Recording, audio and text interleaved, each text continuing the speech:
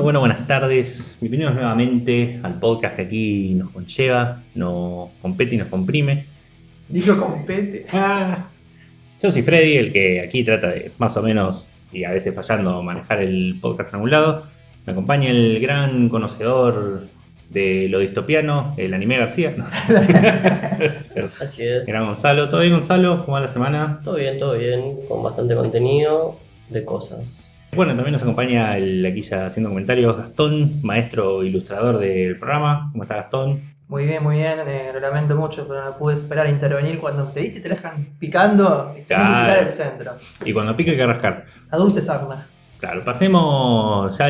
Puede que este sea un programa largo, por eso quizás me encuentro medio apurado. Puede que termine siendo un programa corto de 40 minutos, qué sé yo. Y en todo caso, el editor después lo decide y no fue un montón de partes. Bueno, hoy la censura va a ser importante, así que justo. Claro, es una temática central, pero que veremos para después, porque creo que nuestros primeros temas no tienen censura, es más, le faltaron cosas. Empezando por algo que yo vi poco, pero que es la segunda temporada, segunda colección. Segundo volumen se refieren. Segundo volumen. Bueno, Sí. De Love, Death and Robots plus Robots.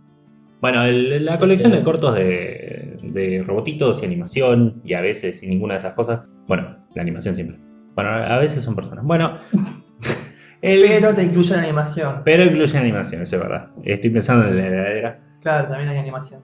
Claro. Pero nada, llegó, yo me vi 2 episodios, estoy medio lento con eso, pero bueno, estuve viendo otras cosas. ¿Qué les pareció? Ustedes lo vieron todo, ¿verdad?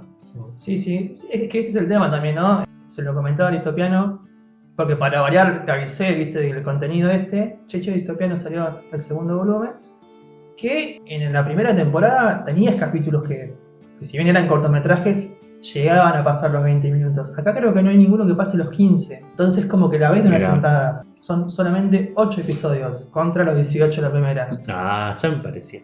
Me parece que, o sea, acá, que somos gente que siempre opina sin estar bien informada, no sabemos si hubo un recorte de presupuesto, si a la primera no le fue tan bien. Me quedó en la memoria un comentario que salió en las redes poco después de la primera temporada. Es como que alguien tenía la sensación de que el furor, ¿no? El fandom de esta serie la había apoyado poco, ¿no? Como que ni bien se la vieron, se olvidaron de la serie y dejaron de pedir la segunda temporada, no se comentaba tanto.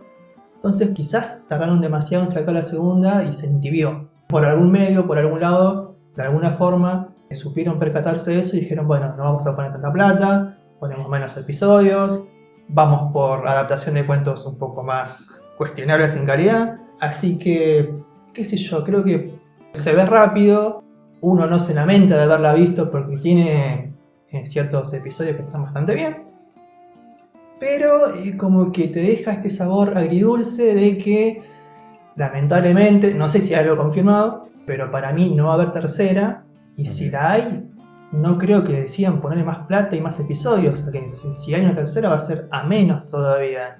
Claro, 4 episodios de 10 minutos. Claro, viste, 4 episodios de 3 minutos cada uno.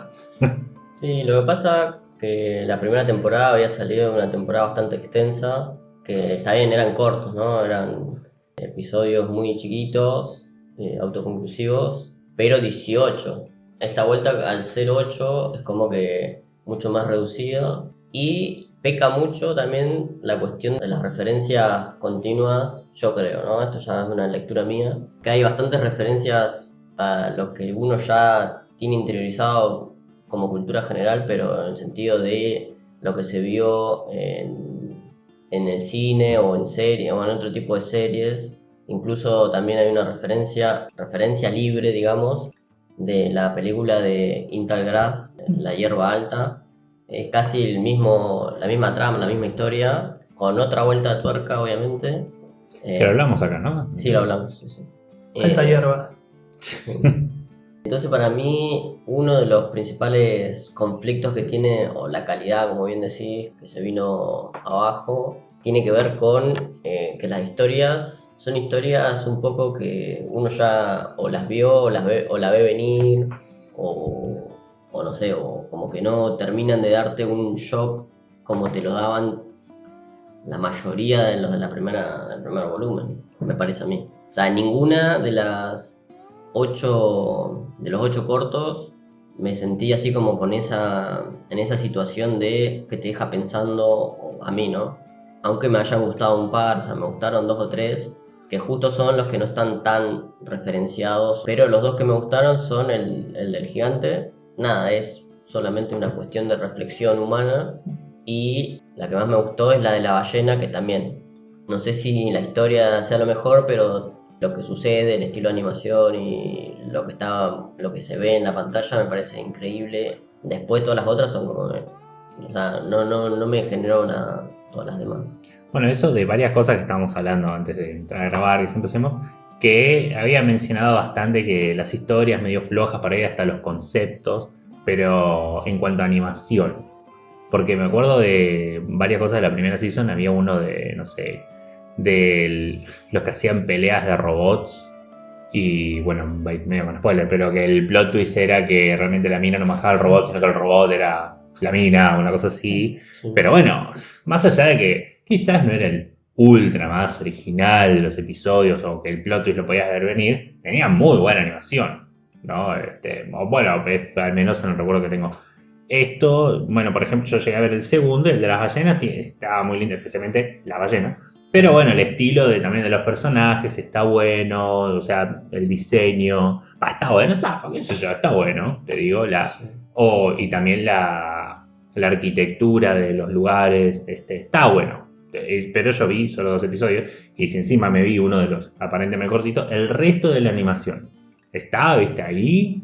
Hay alguno que diga, che, ¿cómo no que está esto? Al menos en animación. ¿No? Es que la mayoría, creo yo, ahora no me acuerdo bien, pero creo que hay más de hiperrealismo que de una animación interesante. O sea, tenés 2 o 3 que son animaciones interesantes, después tenés varios que son totalmente hiperrealistas, tipo ese que vos decís, o también de la primera temporada, el que a mí más me había gustado era el que el chabón cae en la nave, queda ahí varado en el espacio y como que tiene secuencias de que llega a una nave conocida, pasan ciertas situaciones, que era un bicho. No que era un bicho que le estaba comiendo la cabeza.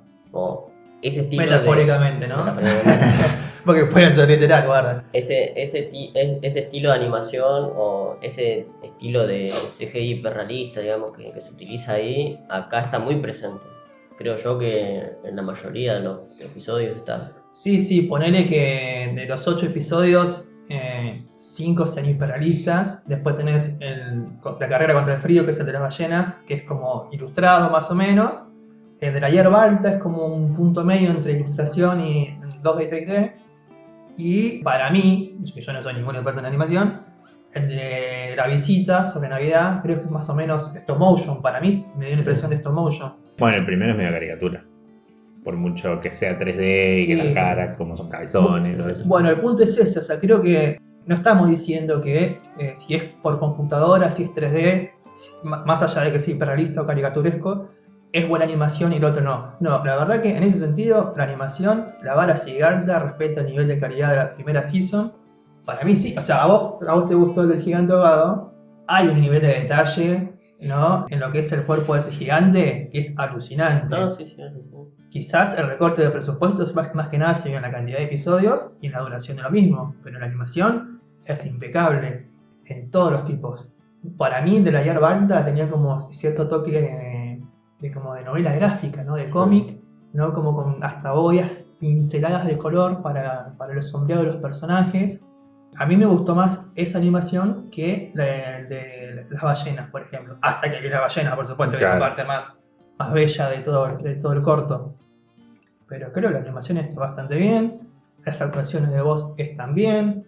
Lo raro es que también es un tema que tocamos antes de empezar a grabar, porque generalmente lo que hacemos nosotros, ¿no? Nuestro sentido común nos lleva a decir las cosas inteligentes cuando el micrófono está apagado. Claro. Y después salen estas cosas. Lo importante es decir esto, así parece que somos más inteligentes de lo que queda, es como, no, pasa que no me acuerdo de lo que te iba a decir.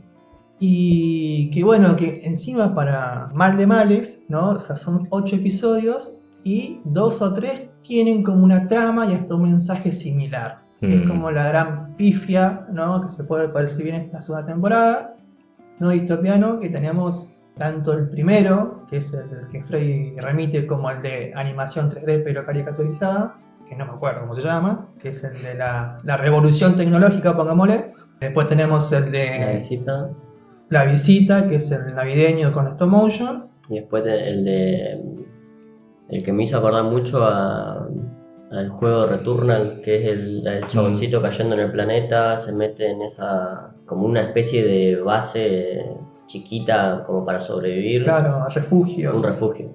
Que hay una máquina que, por un error de tecnología, qué sé yo, la máquina empieza a rondarlo para matarlo. El tema es que esos tres, lo que se cuenta y la forma en la que tiene de que te lo está contando, es casi igual, incluso remite a películas como Alien, alguna de esas de estilo de ciencia ficción, que bueno, ya uno también vio en Black Mirror, qué sé yo, pero es como que te remite a eso directamente, es como que trabaja mucho con lo referencial. Para mí ese es el principal mal que tiene esta segunda temporada. Efectivamente es un mal. No sé si es un mal que podemos achacar a... ¿no? El que hizo el recorte, sí. Bueno, sí, porque ese es el tema. Hay un recorte, ¿no? Hay una elección. O sea, recordemos, o hagámosle saber para quienes no vieron la primera season o quizás no sepan este dato, que la primera temporada adapta lo que son muchos relatos, tanto de autores contemporáneos como aquellos que ya son clásicos. Sí. Entonces, si vos adaptás un cuento que ya es un clásico, o de una época clásica, pero de un autor desconocido, seguramente la temática ya haya sido visitada y revisitada 1000 veces, y entonces sí, la historia en sí y cómo está contada te resuene, te genera un eco, lo hayas visto. O sea, ya hemos visto la tecnología contra el hombre, hemos visto Terminator, hemos visto la película Odisea en el espacio, ¿no? La máquina que se vuelve contra el hombre. Inclusive la peli nueva esta, que todavía no vi, sí, que se me mencionan. Mitchell vs. las máquinas. Mitchell vs. las máquinas. En Wall-E teníamos al robot que controlaba la nave, ¿no? Que como, lo hemos visto un montón de veces. El tema es que no solamente la temática, sino como dice el distopiano, hay utilizados mismos recursos, cierta manera de generar tensión, ciertos efectos que son el acercamiento, el quedarse quieto, el ruido, el que no se acerque la amenaza. Y es como, y macho, si son 8 episodios, no me pongas 3 historias parecidas. Claro, casi la mitad. Claro, está bien que por ejemplo el de animación en caricatura es con tono de comedia, ¿no? Hay más chistes, más crítica y hasta algo de feminismo, ¿no? Con lo que va sucediendo cerca del final. Sí, medio de segunda mano, pero sí, digamos. Sí, medio como gratuito, pero es como que por lo menos es sutil, no es como la bajada de línea feminista que hacen ciertos productos dirigidos, guionizados, actuados por mujeres que golpe en la cara, no es como tomá, te dejo esto, te lo arrojo, tomá. Claro. Hay películas que saben no tomar por idiota al espectador sin importar el mensaje que quieran dar, ¿no? Porque puede pasar con cualquier tipo de mensaje. Pero bueno, hay cortos más obvios y menos obvios. Para mí el de la Navidad está bueno en el sentido de que te dejan como medio la reflexión, ¿no? De que hubiese pasado si uno de los pibitos hubiese sido escaneado, por así decirlo, de otra manera, ¿no? Que hubiese pasado si, y te lo dejan pensando.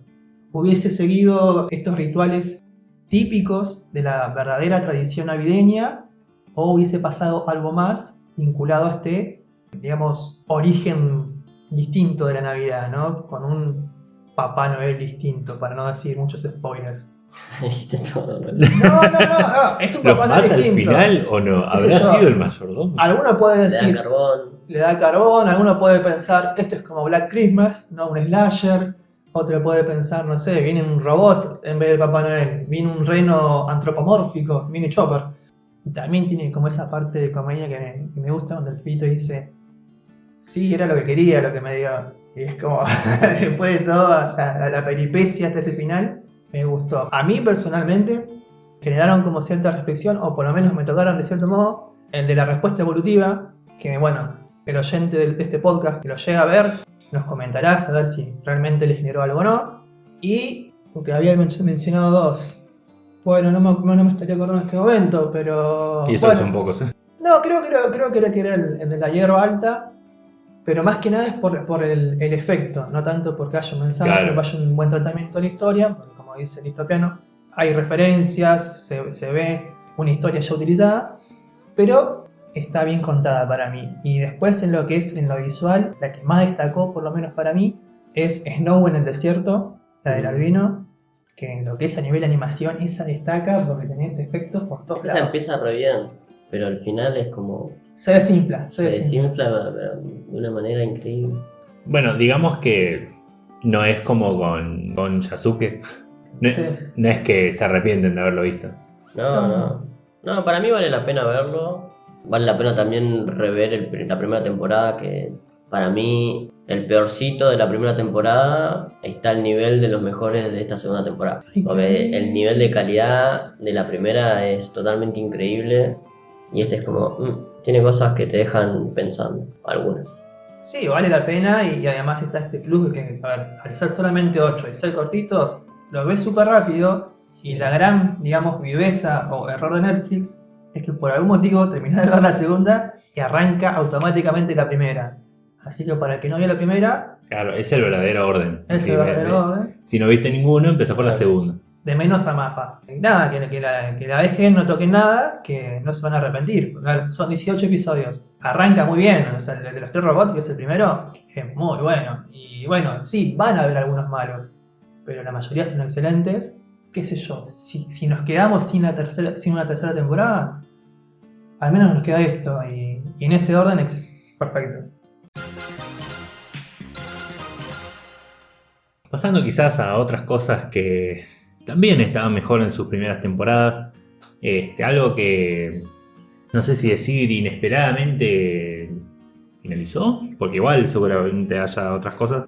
En esta season fue que salió la 4. Sí. La 4 de Castlevania, que ya salió, ya todos nos la fumamos toda, esta vez estamos todos más o menos al día con todo lo que pasó, charlamos largo y tendido, pre-podcast, gastamos todos los temas, así que vamos a ver qué sale ahora, pero bueno, terminó esta season de Castlevania, quizás hablando así, eso que estaba hablando con otros amigos que no lo habían visto, hablando así sin spoilers, algo no muy esperado en esta season y que está bueno que quizás la gente lo sepa si se ataca un poco, es que van a cerrar muchas tramas, por no decir todas. Y el tema es un punto que había traído Gastón, que por ahí lo vamos a traer en esta discusión, es que ¿dónde empezaron las tramas? Ya en Season 1 o bueno, Season 2 que presenta un montón de personajes, y dónde terminan las tramas, no está necesariamente mal, pero esos caminos están llenos de baches. Honestamente, no sé si quieren decir un poco qué les pareció, así empezamos con un sin spoiler, así lo puede escuchar todo el mundo. Qué silencio más incómodo, la puta madre. Sí, es eso, es como que las ideas estaban bien, o sea, se nota que la evolución, el recorrido que iban a hacer los personajes estaban pensados, pero, y de vuelta, sin conocimiento alguno, apostamos a que algún manejo detrás de producción hubo que hizo que se rushearan las historias y la ejecución de ese camino fuera accidentado, con baches, como dice Freddy, y muy apresurado, tanto que no se siente natural el pasaje de un estado a otro en cada personaje. Creo que son muy pocos los personajes, de los tantos que están desarrollando esta temporada, que se salvan y decís, bueno, compro la historia de este personaje, cambió para mejor y pareció bastante natural. Qué sé yo, más allá de eso, que es una gran falla, que no sabemos a quién echarle la culpa, me pareció una buena serie que se puede ver, que es entretenida, que sigue con sus mismas virtudes y defectos, ¿no? Su buena animación, sí. Su cuestionable doblaje. Sí, un tanto pobre trabajo de sonido en otras áreas, no solo en actuaciones de voz o la implementación de ese, no sé, doblaje, por así decirlo, pero efectos de sonido, la integración del personaje a lo que pasa, es como que funciona mejor si le pones mute.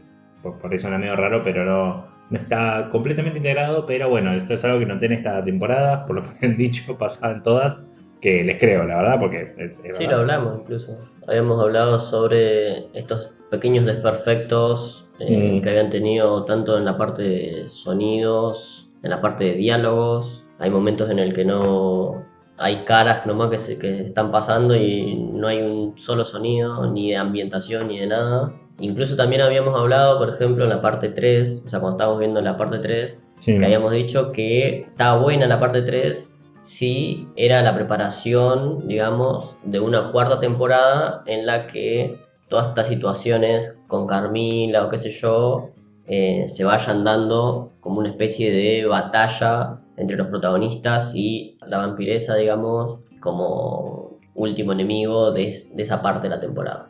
Habíamos hablado de todas esas cosas, bueno, acá por X razones no sucede, sí se trata la parte de la vampiresa y la parte de los Forge Master como una parte aislada totalmente de la historia, y después tenés la otra parte que es los protagonistas y Alucard, que se juntan porque se tenían que juntar para pelear en el castillo, que me parece, por lo menos la parte de Alucard y algunas batallas que están hechas, me parece lo mejor de la temporada.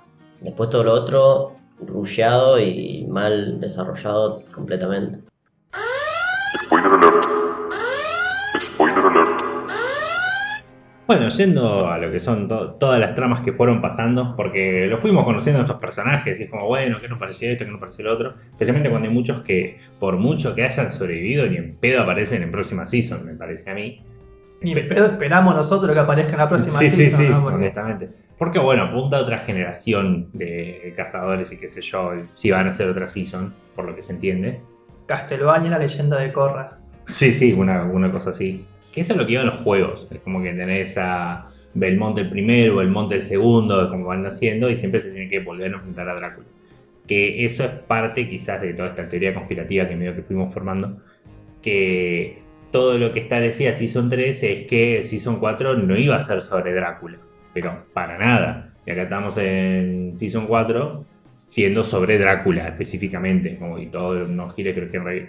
Pero yendo a la trama que estaban estableciendo, que no era sobre Drácula, que eran estas 4 hermanas que iban a conquistar toda Europa y tenían un área re grande para manejar sus ejércitos, pero nada de esa área abarcaba el lugar donde los verdaderos protagonistas estaban, entonces nunca se conocieron. Son Carmila, sus 3 hermanas y los maestros herreros creadores de la criatura de la noche. Y que uno decía, bueno, me pregunto qué va a pasar cuando esta trama se junte con la principal. La respuesta es nada, porque nunca se juntan. Así que hubo una decisión de cerrar toda esta trama en sí sola. Es como un problema que se te genera en un lado, se soluciona solo y nunca supiste que tuviste. Pero bueno, mal que mal lo cerraron. Y es como, nos gustó cómo cerraron lo de Carmila, por ejemplo. Que me parece que era dentro de todo un buen personaje. Era un buen antagonista. Le faltaba un protagonista al cual enfrentarse. Me parece un poco. Que lo transformaron a Isaac en ese protagonista que se está enfrentando, cuando yo pensaba que Isaac iba a ser otro antagonista interesante para el cual tener un protagonista enfrente, que tampoco fue el caso. La pelea entre esos 2 personajes estaba bastante buena, creo yo, como Sí. compensaba una cosa con la otra, los poderes medio locos de Carmila siendo un super vampiro, que está copado. Pero si vamos al caso, mientras que entiendo que tienen que ver uno con el otro, no sé si es el enfrentamiento final que esperaba de cada personaje, porque por mucho que Isaac gana la pelea, es el enfrentamiento final, donde su personaje decide sentarse y no seguir con su trama, digamos, porque decidió, bueno, se acabó mi plot acá. Y no lo mata a Héctor, pero es como que la historia de Héctor termina ahí, así que lo mismo si lo mata o no. Y muchos personajes empiezan como a desarmar a medida que llegamos al final. O sea, Carmila termina teniendo el mejor final, por mucho que no, me parece a mí, por mucho que no se enfrente a alguien de su calibre, por así decirlo, al menos en términos de plot, qué sé yo, como que ni siquiera terminó de empezar de hacer algo. Pero bueno, tuvo una super pelea y una ultra explosión y qué sé yo, pero sus aliadas, bueno, dentro de todo Carmila se suicida, otra se suicida también, pero de la forma más cuando pensás que se podría haber ido caminando por la puerta. O sea, tan difícil no era, que eso es la pelirroja, siempre me olvido el nombre. Leonor. Y después tenemos a la pareja de las otras muchachas, la guerrera y la más estratega, si se quiere, que anda saga, como se llama, eso yo no me acuerdo. Pero que establecieron sus dudas sobre Carmila y qué sé yo, pero estas son otros personajes que les surgió un problema y se solucionó solo y dicen, bueno, vamos a hacer algo al respecto. Nah, y se van cabalgando en el horizonte. Que podés pensar que es un final original, qué sé yo, pero también suena medio, no sé, final holgazán, por así decirlo. Alguien que, bueno, lo establecimos y ahora no sé nada. Sí, ¿no? Es como que a mí lo que me hizo más ruido en ese momento, entre muchas cosas que uno tiene que estar sobreentendiendo, ¿no? Como espectador de la serie, es qué pasaba con la lealtad del ejército de estas hermanas vampiras, ¿no? Que Porque son vampiros. O sea, son vampiros. Tan vampiros como uno. No sabés si es para el grupo en general, para las 4, si son facciones, porque ¿qué pasa? Se van, deciden no tomar acciones estas dos Claro, amantes como si estuviesen ahí solas. solas, y el ejército decide seguirlas sin más, sin cuestionar nada. Es como, ¿y si vamos allá y vemos qué pasó, o damos una mano o algo? No, vamos a seguirlas, total, ya estaba cansado de pelear. Claro, como si sus soldados fuesen más criaturas de la noche, que son minions que te hacen caso y punto. Sí. Eso es lo que vos decís y ya está. Que lo loco es que las mismas criaturas de la noche, al menos por el lado de la trama de Isaac, terminaron siendo más exploradas en sus motivaciones y esas cosas. Como diciendo, che, ¿podemos seguir matando un rato? Que es para lo que estamos diseñados. Pero sí, medio raro la civilización de vampiros soldados que existen y punto. Que no sabemos cómo existen, porque no sabemos todavía cómo se crean los vampiros en Sí. ese mundo. Eso fue algo raro, yo ni lo pensé, pero también Meli me lo marcaba mientras estábamos mirando la serie. Es como, che, ¿y de dónde salen los vampiros? Y ahí uno se da cuenta, che, nunca explicaron de dónde salen los vampiros. O no necesito saber el original, pero es como que es la típica que se crean, tipo, mordés un humano, se vuelve. Porque pasa esta parte donde hay un vampiro hablando de su infancia. Y estás esperando a que, al menos me pasaba a mí, bueno, y ahora va a decir, y yo pasé una vida de mierda y después me transformaron y no sé, sigo siendo una mierda o por fin tuve el poder para hacer esto y no, simplemente y crecí y estoy acá. Y es como que haces los ojitos del perro de los Simpsons, ¿no? ¿Pero qué está pasando? Pero bueno, siguen hablando sin más y es la que se tira al sol, así que nunca lo sabremos.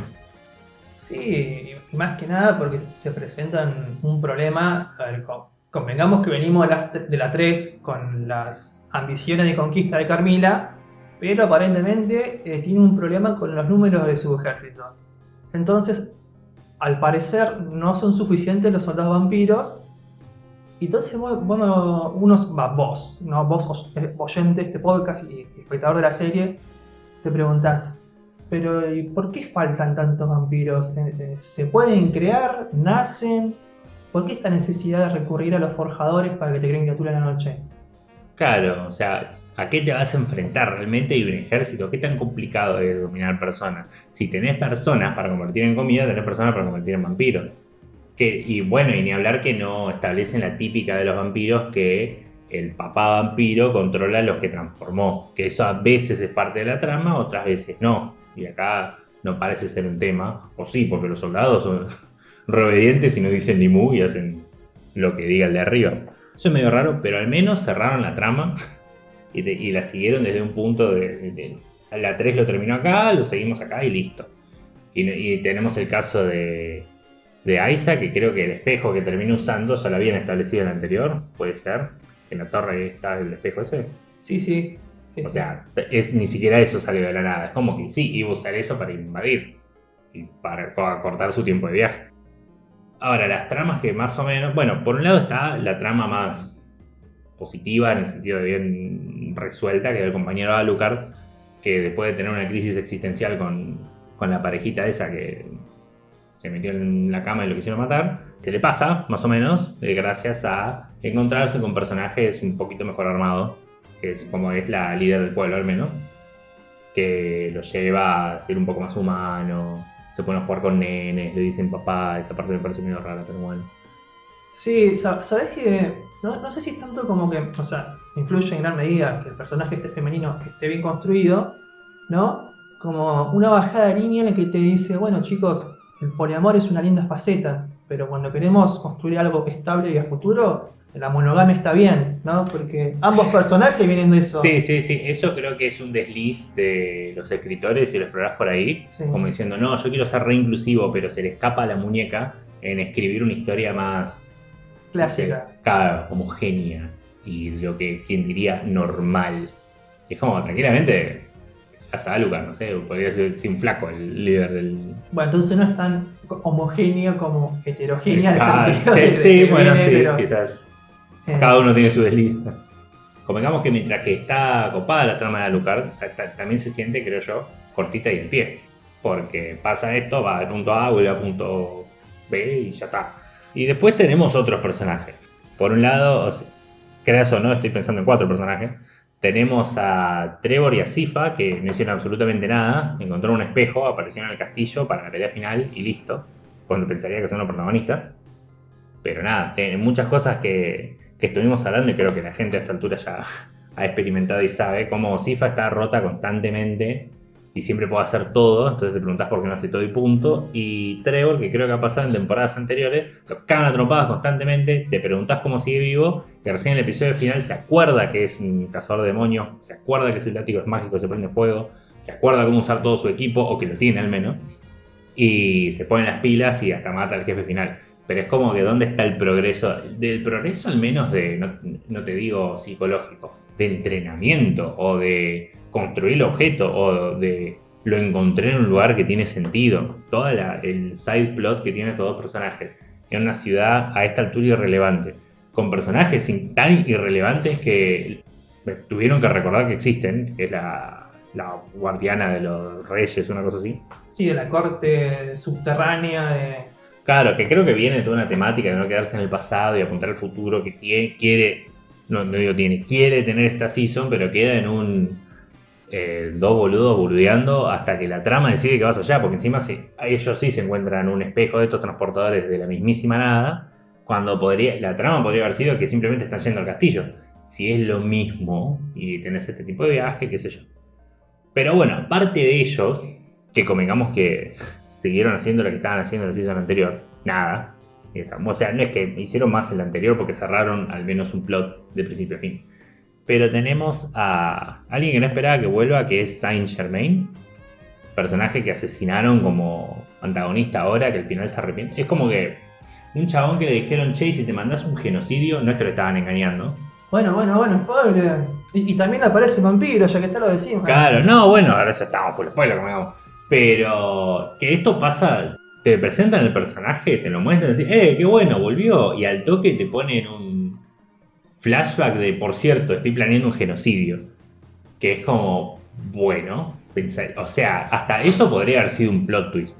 Perdón, yo creo que los guionistas, ¿no? Todos los que escribieron la historia de este personaje, ya desde el vamos sabían que era una mala idea. Porque, ¿dónde aparece el personaje cuando es introducido por primera vez en esta season? En una letrina. Estaba ahí, claro, una cagada. Claro, estaba ahí al pedo y cagado en las patas. Bueno, más o menos no sabemos qué puede hacer en términos de combate, pero bueno. Nada, personaje que podrían haberlo dejado en su pasillo del infinito y ya está. Y el mago que hace toda la cosa podría haber sido un mago random. Total, hay tantos personajes random que aparecen para la final que parecen malos de anime, que el de los cazadores de demonios. Sí. Que estaba el de las telas de araña y el de las cadenas, como que, che, pero ya lo vi. O sea, está muy buena la pelea, me puedo imaginar cómo será cuando lo anime el otro. Pero, no sé, cosas que establecen al pedo, cosas sin establecer, y ni hablar que tenemos a la Parca, la cual era un personaje re nada que ver, que no interactuó con nadie, se saca la máscara a los Scooby-Doo, dice, jaja, era la Parca, y se vuelve el jefe final, y vos decís, pero podrías haber hecho que charle con alguien, que algo. Encima le saca la máscara 2 veces. Claro, sí, porque doble cosa. Que tranquilamente el primero con el que habla Saint Germain, porque estamos hablando de la negra que estaba ahí en el misterio, podría haber sido ya ese vampiro. No hacía falta que fuese otra capa de misterio. Ni hablar, la quest de la muerte no se entiende nada. Que de por sí estaba buscando el espejo ese simplemente para ir al castillo, cuando vos decís, bueno, andá, flotás, boludo, no, muy difícil, ¿no es? Pero bueno, esas ya son microquejas, si se quiere. Terminando esta defenestración, el punto es, estaba bueno, pero es un buen cierre, no me parece una serie al pedo.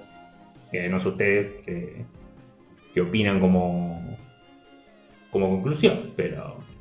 Me gustaban las peleas finales y algunos guiños, digamos, al juego, literalmente, que ellos mismos explicitan que es tipo un buen juego, no sé qué pegorcha.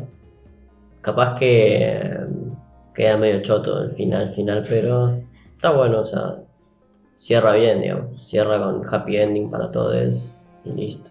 Sí, como dijo Freddy, que dije yo, antes de que dijésemos todo esto, está bueno el final de cada personaje, o por lo menos su mayoría, ¿no? Parece que estaba pensado de antemano, pero por X razones tuvieron que apurar el paso. Es como hacer la gran viaje por agujero negro, ¿viste? Sí, Y sí, tomo la hoja de papel, la atravieso con el lápiz, voy del punto A al punto B, sin escalas, y está bien, a ver, a mí me gustan los finales felices, en ciertos aspectos. Me gusta el final feliz de Alucard. No me gusta tanto el final feliz de Sypha, porque cuando se toman ciertas decisiones en la historia, prefiero que queden así. No es como Sí. lo hice para generar un shock y después sorpresa, no había pasado nada, ¿no? Sigue siendo una historia que está buena, muy recomendable, con una animación que para mí mejoró, porque hay algunas, si bien hay, esto lo dijimos todos, baja de frames en algunas partes, las peleas están animadas excelentemente en su mayoría, y creo que yo lo noté particularmente en Sypha, como que hay un cambio de diseño muy ligero, como para embellecerla más, ¿no? Hacerla más atractiva, que se nota en casi toda la temporada, excepto creo que el episodio final o el segundo se vuelve más una versión más clásica. Pero el tema de los brillos de los ojos, los rulos colorados como que le dan más forma, como que se nota que le pusieron más empeño en algunos diseños, ¿no? Y a mí quizás es el personaje que me encanta, porque es el avatar, porque Claro. si bien Alucard tuvo un tremendo desarrollo, a mí me gustó mucho más el de Sypha. Y esto me recuerda a que tanto constantemente se recuerda durante la serie la contaminación que tuvieron Alucard y Sypha al pasar tiempo con Trevor Belmont, ¿no? Porque me dice, Sí. uy, me estoy pareciendo más a Belmont, y lo dicen en el mal sentido, ¿no? Porque Sí, cada sí, vez que sí. le pasa una cagada, me estoy pareciendo a Belmont, carajo. Y es como, sí, y bueno, y se vuelve más cínica, Sypha, putea, se preocupa por la gente. Después, hacia el final, sabemos por qué. Porque esta proyección a futuro, porque esta idea de dejar en comunidad. Así que, a pesar de esta defenestración, que es así como nos vemos obligados a demostrar nuestro fanatismo, ¿no? Viendo los errores que puedan tener, los defectos que todavía arrastra desde la Season 1, somos críticos y también decimos que sus virtudes la mantienen. Que lamentablemente hay una mano creativa que le quitó brillo a lo que pudo ser una muy buena temporada.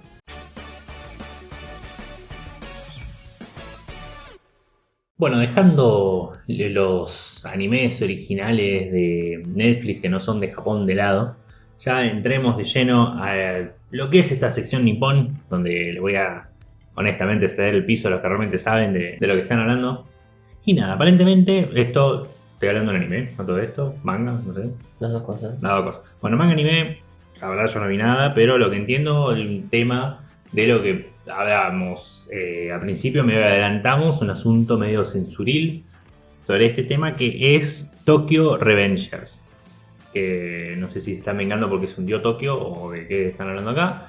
Cuéntenos, a mí, a la evidencia, ¿de qué se trata un poco esto? Básicamente hay como, ¿no? como este juego con el título, ¿no? de Tokyo Revengers, no es Tokyo Avengers, no son los Vengadores Claro. japoneses.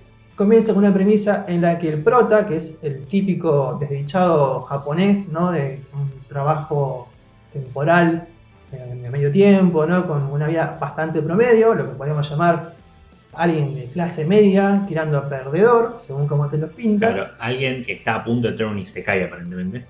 Claro, es el típico personaje que al japonés promedio le vende la promesa de un mundo fantástico y mejor. Claro, se viene mi harem, listo. Sí, que a ver, quiero una elfa, quiero, no sé, una mitad caballo, quiero una loli y no sé, bueno, vemos el harem. Pero no. Bueno, este chico se entera de que hubo como un incidente causado por una pandilla en el que lamentablemente fallece su novia de la secundaria y el hermano de ella. Entonces en ese momento, ¿no? empieza a rememorar y llega a la conclusión de que, bueno, justamente esos años de secundaria que pasó con ella habían sido los mejores años de su vida, su momento de gloria, ¿no? Porque hay gente que, no sé por qué, pero por lo menos acá no pasa, la secundaria es su momento de esplendor. Pensarás que no pasa, pero pasa. Bueno, puede pasar, la puta madre, ¿por qué no estoy chapando con alguien en los pasillos del colegio? Entonces es como que, bueno, intenta buscar cuál fue el punto de quiebre donde todo se vino abajo para él. ¿En qué momento me convertí en esto? ¿Por qué me disculpo tanto? ¿Por qué tengo un trabajo de mierda? ¿Por qué estoy solo? ¿Por qué vivo como vivo en una de esas típicas casas chiquititas, ¿no? Como muy monoambiente, en el que te entra, no sé, la mesa del inodoro y nada más. Sí, sí, sí. Cuando viene este gran recurso fantástico para la introducción a Isekais, que es te empujo frente a un tren. Ah, un clásico. Clásico. ¿Vos sabés qué iba a decir? Entonces lo pisa un tren. Clásico, o sea, yo no sé si es una romantización de la realidad japonesa. No sé si es algo que impuso Gantz en su momento. No sé de dónde sale esto. Y creo que te pisa un tren y te moriste. O sea, no hay. Un tiro lo podés cerrar. Y Claro, pero ahorcar. uno de los métodos más comunes en Japón del suicidio Sí. es real, digamos, parte de estadísticas reales, por eso a veces en algunas historias se lo toma como, son como los más conocidos por estadística, digamos, ¿no? Sí. En este caso no hay Isekai, no hay mundo fantástico, no hay harem de elfas, Pero sí hay el efecto mariposa. el efecto mariposa, ¿no? Y acá tenemos... Claro, en vez de con una foto, con un tren. Casi. Sí, casi lo mismo. A ver, hay diferentes formas de viajar. Algunos preferimos viajar en DeLorean, particularmente, ¿no? Es una- Adentro de él, no por fuera. Claro, no que te pise un DeLorean. Si te pisa el DeLorean, no viajás en el tiempo. Sí. Viajás al cementerio. Entonces, el protagonista, después nos damos cuenta que no fue por el tren, Ah, bueno. viaja en el tiempo 12 años al pasado, exactamente 12 años, porque veremos que, si bien esto de viajes en el tiempo es un cliché, cada producto que lo trata tiene sus propias reglas, o no tiene reglas y hace lo que se le canta Claro. con su producto. Y entonces se propone, junto a el hermano de su novia de secundaria, cambiar el pasado para que no muera en el futuro. Y así arrancamos con una historia de viajes en el tiempo. ¿Qué es lo que sucede con esta serie? Que a primeras la trama es esa, un pibe que quiere recausar su vida y en el transcurso de este cambio salvar la vida de su novia porque era una persona muy especial para él. No, más allá de que después en el futuro pueda o no volver con ella, le quiere salvar la vida porque fue muy importante para él, la ama mucho. Pero ¿qué pasa? Detrás de la muerte de la exnovia está una pandilla, una de las más grandes pandillas de todo Japón, la Tokyo Manji, que ya desde el principio nos la presentan como una pandilla importante, o sea, como una pandilla básicamente de yakuza, ¿no? Claro. Metida en todos los negocios turbios, lo que puede ser asesinatos por encargos, secuestros, trata de personas, lo que te imagines va a estar, lo más turbio de lo turbio. Pero ¿qué pasa? Cuando el prota viaja al pasado, se encuentra, ¿no?, con sorpresa con algo que se había olvidado. Él era un pequeño delincuente juvenil, estudiantil, y que esta pandilla, que va a ser en el futuro responsable de este asesinato, comenzó también como una pandilla estudiantil, como otras tantas pandillas estudiantiles que hay en Japón y que hemos visto reflejados en muchos animes. ¿Qué pasa? Que él tiene que ir introduciéndose en la pandilla esta, la Tokyo Manji, para generar cambios con, o mejor dicho, de acuerdo a las ideas que le surgen a él y al cuñado, digamos, para corregir el futuro o evitar que el desastre ocurra. Entonces vemos idas y vueltas de viajes temporales. Pero ¿qué pasa? La Tokyo Manji no tiene un nombre muy casual, ¿no? Y acá entramos en la polémica, en la gran polémica que están circulando por las redes en estos días dentro de la comunidad animesca y quizás la más casual también, es que el Manji es el nombre que se le da en Japón a través de la religión del budismo a un símbolo que nosotros acá en Occidente vinculamos a otra cosa. Y acá no sé si quiere Distopiano profundizar con las comparaciones entre este símbolo y cierto movimiento nefasto de mitades del siglo XX. Y bueno, ¿qué puedo decir? En el manga aparecen este símbolo acompañado de ciertos colores y cierta formación que remite directamente a las cuestiones del nazismo y por lo que uno puede llegar a extender como la cuestión neonazi que está reflotando, que más o menos se va manteniendo a lo largo de nuestra contemporaneidad, un tratamiento sobre estos símbolos o sobre este tipo de ideologías que se sirve el autor para diferentes cosas, ¿no? Porque también está tratando sobre cuestiones de pandilla o sobre cuestiones religiosas o filosóficas, pero no hay, digamos, una extensión literal de lo que sería la ideología nazi puesta literalmente acá, ¿no? Entonces, medio que puede llevar a diferentes lecturas o diferentes interpretaciones de esta cuestión.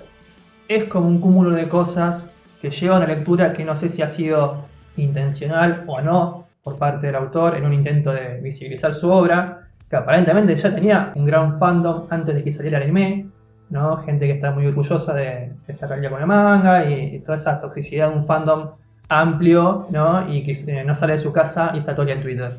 Claro.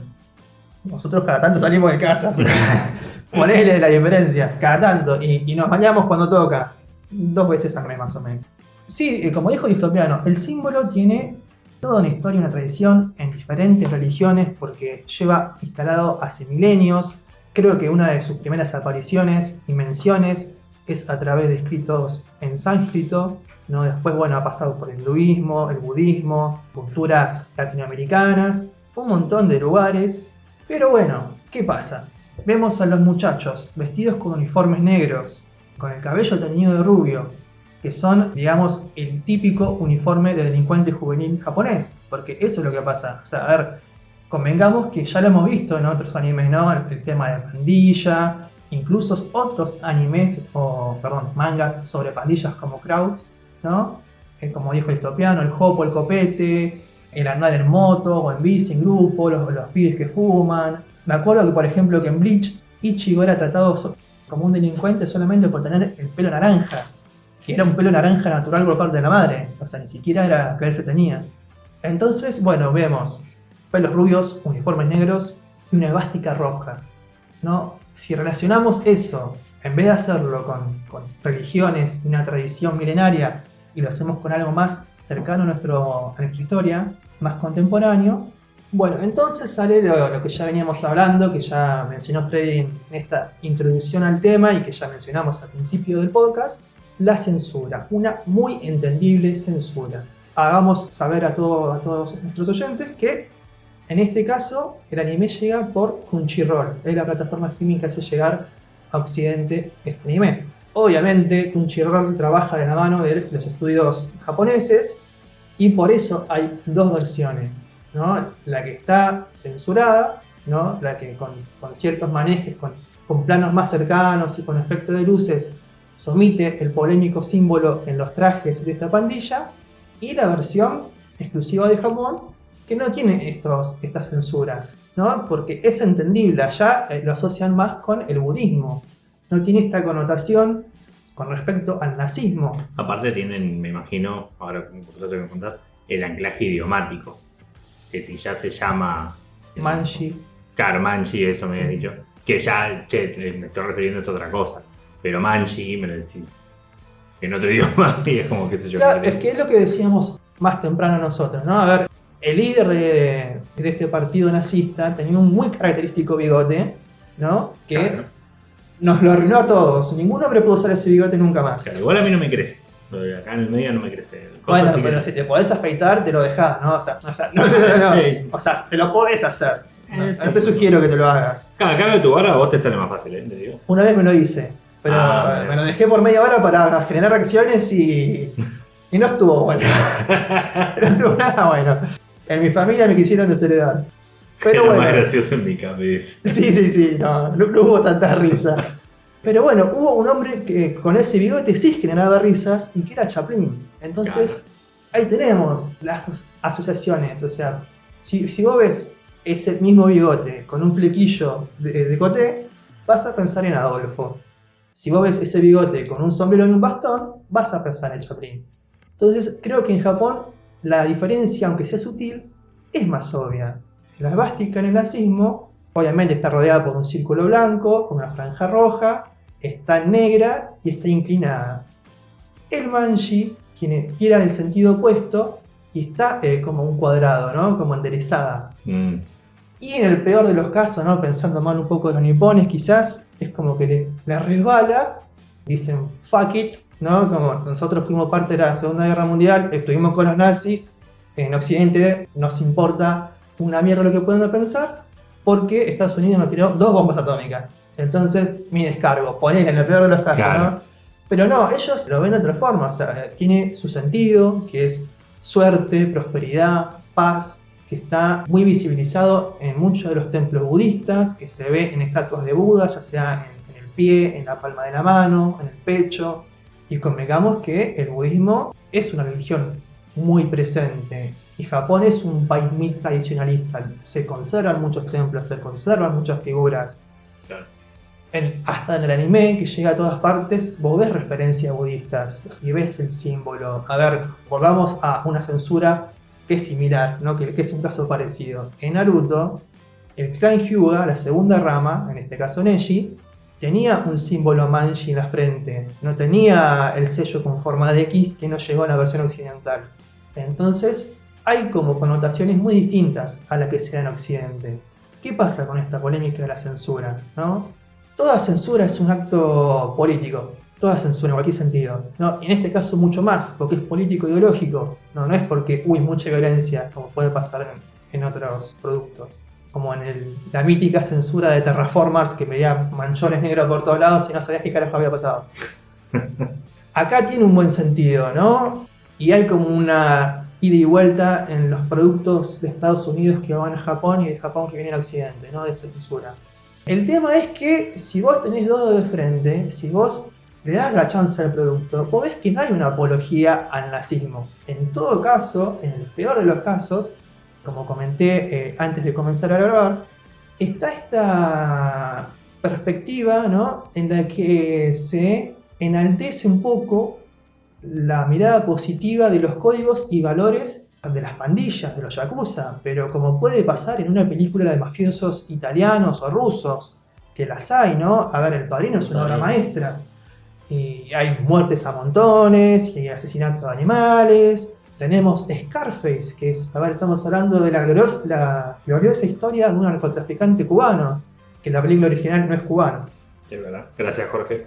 Gracias, Jorge. Entonces, hay historias similares en la que, no digo que se vende como algo bueno la idea de pandilla, de mafia, de yakuza, pero te presentan los grises, que está en todos lados. Cuando tenés películas de policías corruptos, tenés películas sobre delincuentes que se comportan como familia y defienden a lo suyo. Pero ¿qué pasa? Estamos en una sociedad de consumo inmediato, ¿no? Y muchas veces nos quedamos con lo que sería el titular de la noticia, ¿no? O sea, vos ves la imagen, vos googleás Tokyo Revengers y pones imágenes y vas a decir, pero estos son altos fachos, son nazis, son rubios vestidos de negro con la esvástica.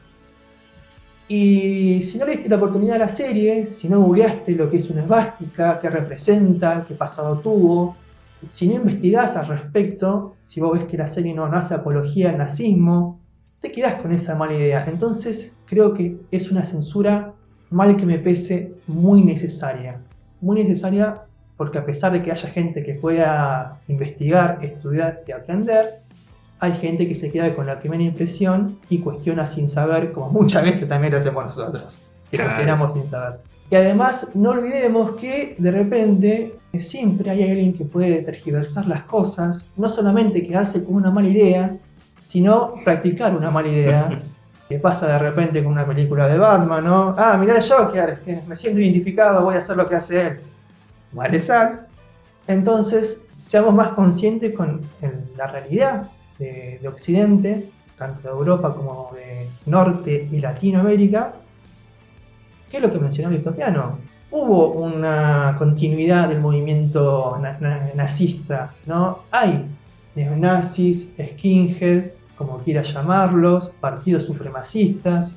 Sin ir más lejos, acá en Argentina, Buenos Aires, Mar del Plata, durante la pandemia, se viralizó por redes, escrachando por supuesto, no apoyando, la pegatina de varios folletos publicitarios de un partido supremacista blanco. Entonces, creo que sí, es necesaria la censura, es una pena, es una lástima, pero hay que separar las cosas.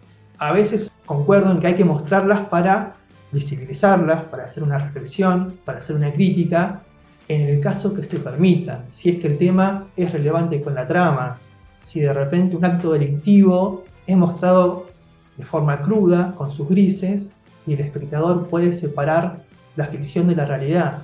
Pero en este caso, que el símbolo es un poco hasta arbitrario, porque pudo ser cualquier nombre de la pandilla. Pudiera, no ser, tener el símbolo de la paz, una mariposa, como dijo Meli, una carita feliz, qué sé yo, lo que vos quieras, ¿no? La cinta de Moebius, ¿por qué no? Y la historia hubiese sido la misma. Entonces, para evitar problemas, creo que la censura es lo que hace falta para que este producto se pueda disfrutar por lo que es, ¿no? Que es la historia de un pibe que intenta cambiar el curso de su historia y salvar a la persona que ama a través de viajes en el tiempo. Bueno, quizás finalizando un poco el cierre, porque parecía que lo más interesante, o al menos lo más picante, era esto de la censura. Y comprendemos que la gente puede tener acceso a las dos versiones, aceptamos que la censura es necesaria para la masificación de este anime, pero bueno, si realmente lo querés ver y entendés por dónde viene, lo mirás sin la censura, porque total no es que el chinchulines, ¿viste? Es el símbolo, una vez que te lo explican, bueno, dale, vamos a verlo. Pero, entonces, ¿está buena la historia? Porque nunca llegamos a mencionar si zafa o si es alta historia, que está buenísima. Sí, la historia está buena y se va poniendo más picante a medida que va avanzando. Porque al principio es como el pibe tratando de hacer unas ciertas circunstancias, pero como siempre pasa con estas cuestiones de viajes en el tiempo, o más similar, digamos, el efecto mariposa, porque el pibe no viaja en el tiempo arbitrariamente, sino que viaja directamente a un momento en específico 12 años atrás. Entonces viaja y se encuentra con un momento que puede ser producente para él o contraproducente, que es lo que más o menos tenía el efecto mariposa, que viajaba a un momento específico. Después, cuando vuelve a viajar, ve que los cambios de tiempo, los cambios de la historia, suceden literalmente en el futuro y cambian ciertas circunstancias. Por ejemplo, gente que no estaba, ahora está, gente que estaba en una situación, está en la cárcel, o está fuera de la cárcel, o está allá, o está acá. Entonces, todos los cambios que él hace en el pasado modifican ese futuro al que vuelve, ¿no? Es como más o menos el efecto mariposa cuando el chaboncito viaja a un recuerdo, vuelve y toda su vida cambió literalmente. Al principio no se notan esos cambios muy significativamente para él, pero a medida que va avanzando la historia, va yendo y volviendo, como que los cambios son mucho más abruptos, más que lo ponen en situaciones más distintas con respecto a cosas legales o ilegales, relaciones con personas que antes ni siquiera conocía en su vida normal, en la línea que había vivido él normalmente, ni siquiera conocía. Tiene muchas cosas buenas con respecto a la historia del protagonista. El protagonista siempre sigue siendo el mismo pibe que va cambiando a medida que va viajando, eso sí, pero es como que no se vuelve musculoso, no tiene poderes diferentes, no tiene nada. Es como el pibe tratando de irla piloteando por un lado para mejorar las vidas de otras personas o la de él. Lo que sí me parece medio raro en la historia es que hay una justificación no del todo bien hecha, que es la que el chabón tuvo una línea de tiempo normal, ¿no? Tuvo como 12 años en el que transcurrió su primera vida, ¿no? Claro, los originales. La original, digamos, ¿no? Pero, claro, el chabón en un momento hay situaciones de su vida de esos 12 años que no recuerdo. Que en la primera línea te la dejo pasar porque es como, bueno, yo no me acuerdo todo lo que hice 12 años atrás, sí, literalmente, sí. ¿No? Pero cuando va yendo y volviendo, viajando, qué sé yo, es como que ciertas cuestiones empiezan a ser muy obvias, como para no recordarlas, y entonces en la historia te la tiran como tal cosa le desencadenó toda este nuevo recuerdo. Es como que lo que va a recordar el personaje principal, el protagonista, siempre va a ser lo necesario directamente para la trama en ese momento. Entonces como que ciertos momentos de los viajes y los recuerdos que se manejan son dinámicos, van y vienen de acuerdo a lo que se necesite en ese momento. Porque hay como situaciones que vos como lector vas viendo y vos decís, pero ¿cómo no te vas a acordar de...? Y mismo los propios personajes te lo dicen, ¿cómo no te vas a acordar de esto? Si fue algo que lo recordamos todos, vos sos el único que no te lo acordás, que da la casualidad que es el viajero en el tiempo, ¿no? Eso para mí es lo más flojito, pero después todo lo que tiene de historia, cómo se va construyendo, la escala en la que va increyendo la historia me parece espectacular. Y Gastón me dijo, vamos a hablar de esto, y yo en un día llegué por el capítulo 40, o sea, me la fumé más que nada el manga, ¿no? Porque te la fumetsu. Claro, porque el anime tiene pocos capítulos recién, pero yo fui al manga y ya me adelanté un montón porque no sé si tiene mucho en el anime. En el manga lo que tiene mucho es el cliffhanger, que te deja justo colgado en una situación, pero es alevoso, porque te dice, al final la última página te dice, vine a hablar con vos, y termina ahí. Y vos decís, no, boludo, ¿cómo me va a dejar ahí justo recolgadísimo?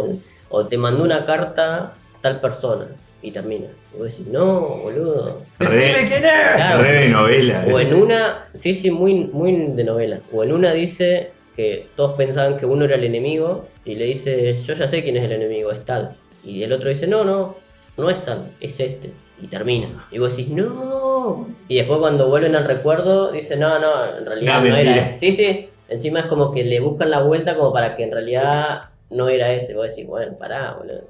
Te juega mucho el cliffhanger en el manga. Que eso también es muy bueno para vos agarrar y continuar leyendo todo. O cuando mismo empieza un arco grande de una batalla X, no puedes largarlo hasta que ves cómo estás siguiendo la batalla minuto a minuto. Es como que te obliga a leer por arcos temporales. Es como, Sí, es como que hasta que no vuelve. te vicia. Así que me parece que por lo menos la lectura, yo el anime lo dejé de ver en el capítulo 2 por ahí, pero el manga me parece que tiene cosas muy buenas con respecto a la narrativa que va llevando, ¿no? Pero, ¿qué pasa? Tiene una narrativa que es muy fluida y también tiene estas cosas de justamente al ser una publicación mensual, o creer que lo es, con cada inicio del capítulo se retoma cómo terminó el anterior. Entonces, como que las primeras páginas pasan rápido y después volvés a donde te quedaste y lo lees muy, pero muy rápido. Tan rápido como se leyó Freddy que me hizo unos Yaiba. Así de rápido, que para quien no lo sabe, se lo leyó, pero así, más rápido que lo que le llevó a Thanos o literal medio universo. Claro. Entonces, Bueno, entendí toda la trama. no, está bien. O sea, yo te aplaudo, o sea, porque yo no puedo, yo soy como medio lento para esas cosas, que no saben. Es que hay ciertos textos que, bueno, los sacás por contexto. Es Sí. una técnica. La técnica de la lectura diagonal. Entonces, es un texto que creo que tiene, texto manga, algunos elementos que por ser cliché quizás, o por ser como muy repetitivos en toda literatura o producción, ¿no? Ya sea película, serie, que si está bien ejecutada, no te molesta, que en este caso son las conveniencias, ¿no? Los cliffhangers. Se pudre todo y vos no sabés cómo carajo los protas van a salir de esta. Y aparece fulano a salvar el día, aparece un grupito, aparece el otro, y a su vez, lo otro, está todo bien, qué bueno, yo creo que el manga que termina acá porque están todos felices. Y se pudre todo, es decir, la puta madre. De relativamente bien a relativamente mal constantemente. Eso, constantemente y de forma gradual, el cambio de tono de esa pandilla que había nacido en una escuela, ¿no? Muy inocentona, que se limitaba a pelearse con otro grupo de estudiantes, de repente va creciendo y vos vas viendo cómo se va convirtiendo lento pero seguro en la pandilla que te mencionan en el primer episodio. La más grande de Japón, la que se mete en todos los bardos, la que es intocable, la que anda detrás de cada negocio turbio, ¿no? Entonces vos vas viendo cómo el gran grupo de personajes pandilleros que muestra sus personalidades, sus códigos, sus grises, o los van mejorando o los van rompiendo y se van enturbeciendo, se van poniendo turbios, ¿no? Se van corrompiendo. Gente que dice, no, yo no mato, y después van y matan. Gente que vos pensás, uy, se salvó de su destino de pandillero, delincuente, de estar preso, de meterse en negocios ilegales, y de repente vos decís, pero ¿cómo? ¿Vos no habías corregido tu vida? No, tenía una doble vida y me metí en quilombos igual. Tiene unos idas y vueltas de tuerca, los personajes van cambiando, o sea, es eso, te establece un elenco más o menos fijo, ¿no? De a poquito van sumando, ¿no? Como, bueno, este es el nuevo elemento que va a cambiar el futuro, pero como dijo Distopiano, en 1 o 2 días, 40 capítulos de manga, encima tiene 140 nada más en español, así que cuando nos empachemos de eso, ¿qué vamos a hacer de nuestra vida, Distopiano? Yo sigo, porque yo estaba leyendo también de esa manera Dorohedoro, que me leía 20 capítulos al día, porque también tiene 100, 200 y algo. Y no quería largar Dorohedoro y vos me dijiste justo Tokyo Revenger. Y yo dije, me tira para abajo el dibujo, no sé qué, no sé cuánto. Y hasta que lo arranqué y no pude parar de leer. Ahora ya voy por el 80. La droga de la Tokyo Mansion y nunca Sí. mejor dicho. Y sí. Porque también andan en esa, ¿eh? Andan en todas. Claramente.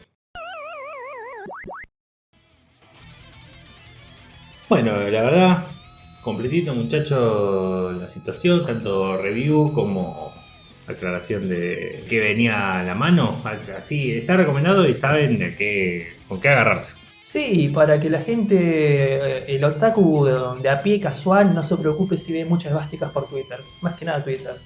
Que no tenga miedo de salir a la calle, que tenga el miedo normal, usual. Claro, yo que ustedes no me compraría una remera del anime. Claro. Lo único. Por las Desde ya. dudas, estás en Japón, haz lo que quieras. Pero abstenete esa parte, o al menos la versión censurada, la versión con la luz de moto que tapa la camperita. Bueno, por lo demás, vamos cerrando acá lo que es el podcast, que como me esperaba, terminó bastante gordito. Bueno, vamos a ver que cuando pasen las fileteadas, cómo es lo que termina. Pero bueno, como siempre, un saludo a todos los que nos escuchan, nos comparten, nos miran y nos remiran y nos me gustean.